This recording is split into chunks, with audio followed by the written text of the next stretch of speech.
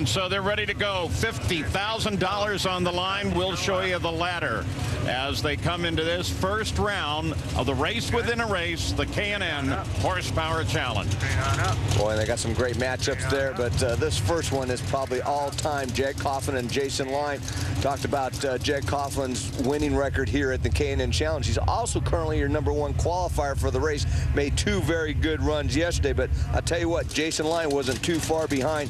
Jason was very quick in the first session, missed the setup a little bit in the second session. He's currently 5th in the qualifying standings for tomorrow's race. Great matchup right here.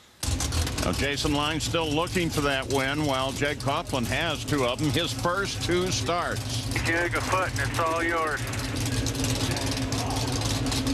And we are talking not just the race here, but qualifying. That's getting critical when Mike Edwards comes up.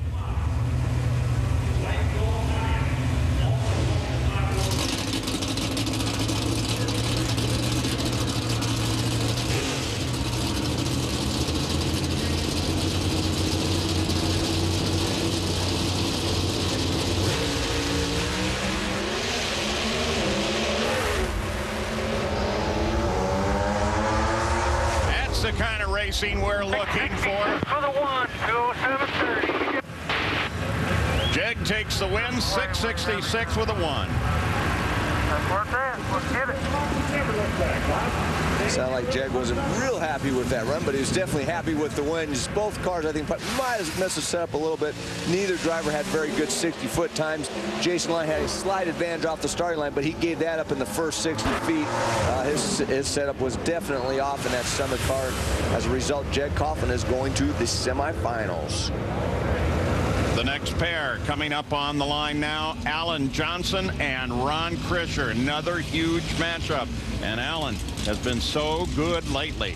Let's talk about the rules in the K&N Horsepower Challenge. The drivers accumulate their points throughout the season prior to the running here at Norwalk. And that's based on qualifying. The top 7 positions in qualifying points earn a spot in the K&N Horsepower Challenge. The 8th and final position in the challenge is voted online and selected by fans. In this case, it was Warren Johnson. Yeah, and that was new this year. Well, big money on the line. The purse is $76, $50K to the winner, and another $25K if they can double up and win the event as well.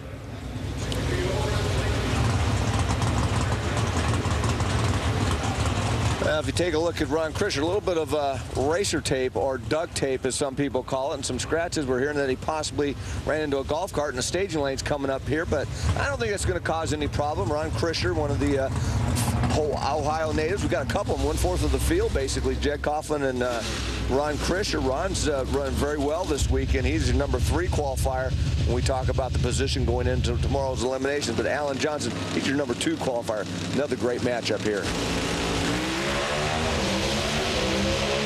Big advantage for Alan.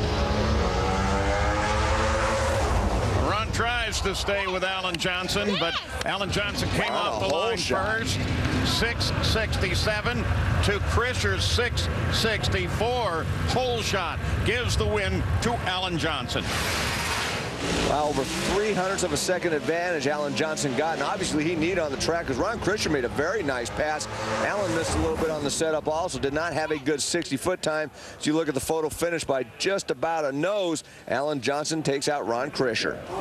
And Mike, Alan knew he had to get off the tree and go at the tree really hard right there because they broke their best motor, the #1 motor in the first qualifying session on Friday. They had to go to the #2. Still happy with it, says it's almost as good, but he knew he had to do a great job of driving right there.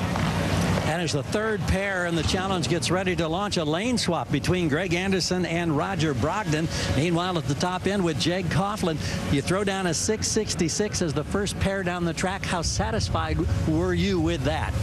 Well, the wind light came on, so very, very thankful for that. I let the clutch out and my head about hit the dashboard. It just was bound up. This track is so good. The air is a lot worse today and the track's better, so we just need to be careful with that, meaning we just had a little too much clutch or not enough gearing, one of the two. But I know the Jags.com crew, my pop and Victor and Roy and everybody on this team will get this Chevy flying for the semis. It's going to be a tough race today. Dave? Very interesting scenario there as Tommy Hutt no longer with Roger Brogdon, actually working now on Greg Anderson's car. That means Tim Freeman's calling the shots on Brogdon's machine. They have changed everything in this race car, trying to get those very valuable early numbers. It looks like so far they have this week, and they could give Greg all they want right here. Roger Brogdon, the only rookie in the field. Anderson has won the challenge twice. As Tommy Hutt takes a look on at his driver, Greg Anderson. The reason for the lane swap, not very good 60-foots came out of that left-hand lane. I think that's why Greg and Tommy decided to move over to the right-hand side.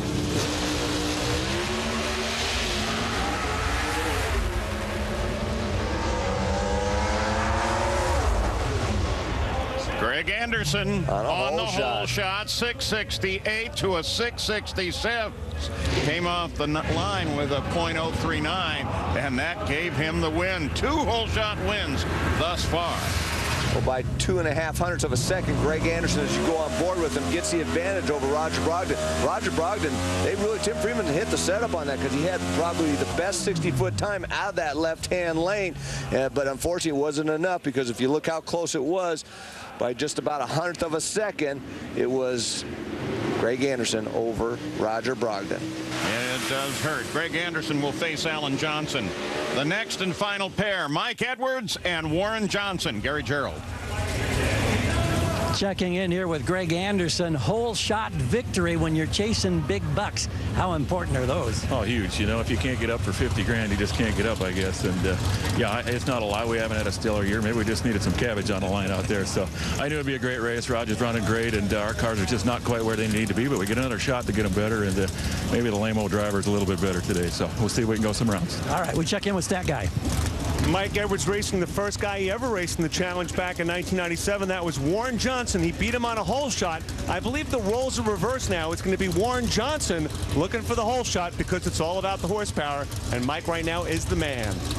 Warren Johnson in on the popular vote, but for Mike Edwards, it's an important run for him too. He had a terrible run in Friday night qualifying. Well, that's right. And right now, but the focus is, Mike Edwards has to race the racetrack and try to get this round win. Luckily for him, only 12 times carried over. So if he's one of the top 4 of the non-qualified cars today, he will be able to race tomorrow, although it would be from the bottom half of the field for sure.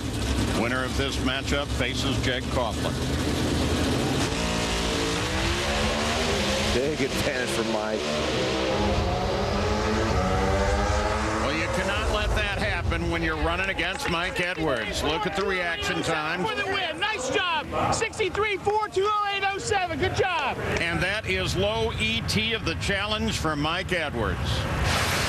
Oh, boy, I tell you, Mike Edwards, that is pretty impressive. A great reaction time, hits a step, and Mike Edwards has been doing that a lot lately, hitting very good reaction times, very good lights, and then making those perfect runs. It was just a little mishap that he had last night, but other than that, the car's still been flawless. Well, there are your matchups. Mike Edwards, with that run, has the lane choice as he comes up to face Jeggy. And then it's going to be Greg Anderson and Alan Johnson. And Alan Johnson and the Mopar, they will have lane choice when they come back to the semifinals of the K&N Horsepower Challenge.